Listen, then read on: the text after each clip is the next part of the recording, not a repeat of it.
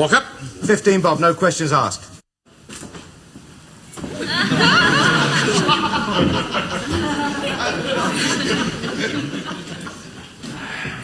Right.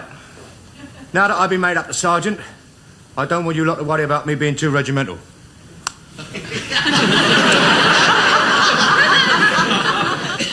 The original intention was to write a show with a good part in it for me. So I wrote the part of the spiff, Walker. Now, for instance, when I call a roll, if there's someone who's not here and he's a regular customer of mine, and he spends, say, what, £2 or more a week, I'll mark him here, present.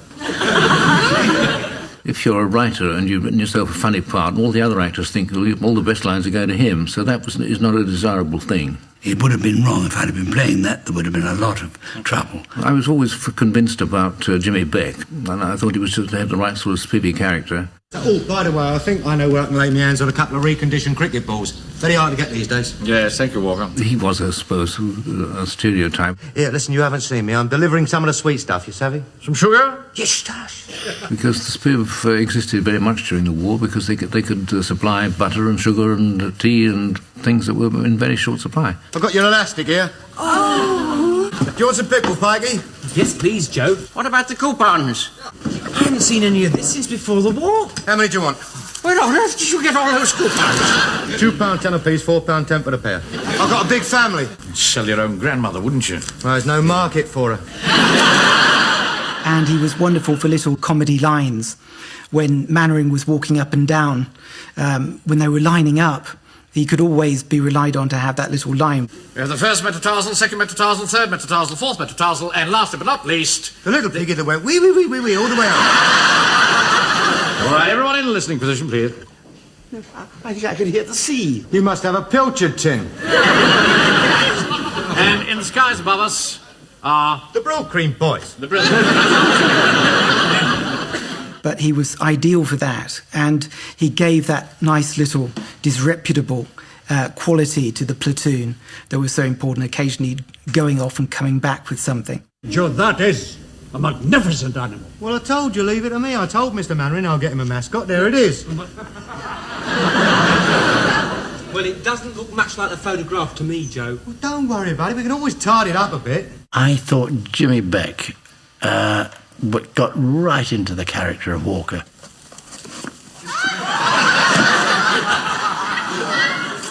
What's the meaning of that? Well, it's more comfy. There's a government property and you've ruined them. No, they're not the ones I was issued with. I've got 200 pairs down in the store. It's not to let you have something you like. All right, that'll do. See me afterwards. He was absolutely personification of the wide boy. Bert's fix a Lewis gun, 15 bob, no questions asked. I'll bring it back when I come back later. Right, spend it. I'll bring you back that bottle of whiskey and all. Right, off you go. Rough diamond, isn't it? Heart of gold, of course. Yes, of course, yes. James Beck and Private Walker had one similarity in the sense they were both East End boys. This is a bit of a lark, isn't it? Old Jonesy's up the creek without a paddle and no mistake. They were both working class. One thing I can't stand is common people. But there are probably more differences than similarities. Beck was a very interesting, complex individual, much more complex than Walker.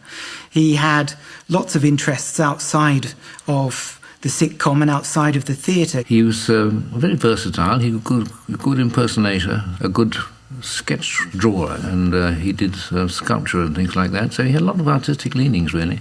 He was an interesting character. I went around with him quite a lot and got on well with him. If it hadn't been for you, we wouldn't have been in this position in the first place. Don't worry about it. We'll try it again later, won't we? I mean, when we feel more fresh, you'll have a fag. Thank you. James Beck, who played the Spiv, was a wonderfully talented actor, I think. A very carefree, happy man. I was a boy soldier. What did they do? Pin a medal on your napkin? In my opinion of Jimmy Beck, a brilliant actor, absolutely brilliant. I mean, he was a Cockney boy. He'd been in the army, a gym instructor, and out there. And then he'd been in York Rep, so he got his experience there. He'd done Shakespearean work. He'd done a great deal of repertory work. He was very keen to find a niche. And Dad's Army, as one of the younger members of the cast, was his great breakthrough. Hello, Captain Mannering. I haven't seen you here before. Oh, I come in from time to time. Here, listen, if you've bust your specs, I know a fellow with 500 frames. Hardly used. I haven't broken them. Oh. Tell you the truth, I didn't know James Beck at all. David cast him. I first came across James Beck because obviously one was looking for actors all the time. And I think he came up to read a part for me. I don't remember which programme it was, but I had a lot of shows, and he was a very useful jobbing actor, as it were. He'd had bit parts before, quite often ironically playing people on the right side of the law, police officers and customs officers and figures like that. So this was a change. You seem very well informed. Well, we used to run the brandy from France before the war in the motorboats, you know. And there was this bent Coast Guard who used to give us a tip-off when they were coming round a bay. Really? He'd known people like that in the past. He'd grown up with people like it. So even though it wasn't him, it was next door to him. And so he made that very true to life and transcended the caricature of the spiv. Yeah, listen, Taffy, I'm a bit worried about Mannering. I think we ought to go back and finish off the parade. Joe, you're weakening. You've a heart of a coward. No, it's not that. I don't like to see him upset. Poor old Jimmy Beck passed away in the middle of a series, actually. And, of course, when he was carted off to hospital, we were stuck with he'd done the filming, but he was not going to appear in the studio. So we were actually faced with the fact that he was not going to be there on the day of transmission. So rather poignantly, we quickly rewrote a scene, and there was a note left in his place on the lineup. So he's gone to the smoke. And it was very sad.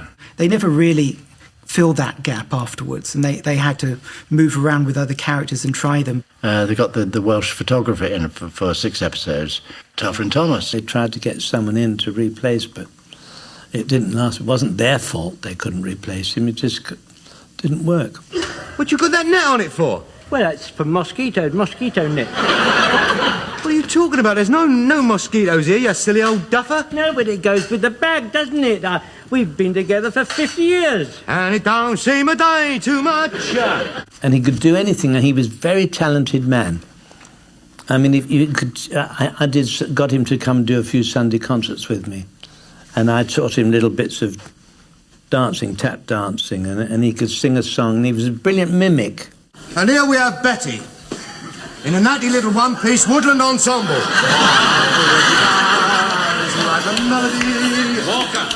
He was brilliant. I greatly admired him. Very sad that his tummy couldn't take so many gin and tonics. Sad. When James Beck died, there was a gap left in Dad's army. You could never entirely erase that absence, and no one wanted to. That he was an important member of the cast. He provided great energy, great charm. Hello, Frida. Who's that? It's Joe Walker. Oh, hello, Joe. You got my steak ready, Doreen? Oh, yes, go and get Mr. Walker's steak, Betty. Oh, coming out. You never forget him because he was so perfect for the role, and the role was so perfect for the platoon. Look, all we've got to do is get a pair of boots the same as Mr. Mannering wears, only a bit smaller, and swap them over. Right, now we put these tin hats on the sheep, and then we take them up to the mill. Now, you get your blokes out through the escape tunnel into the van and away. What about using the other one?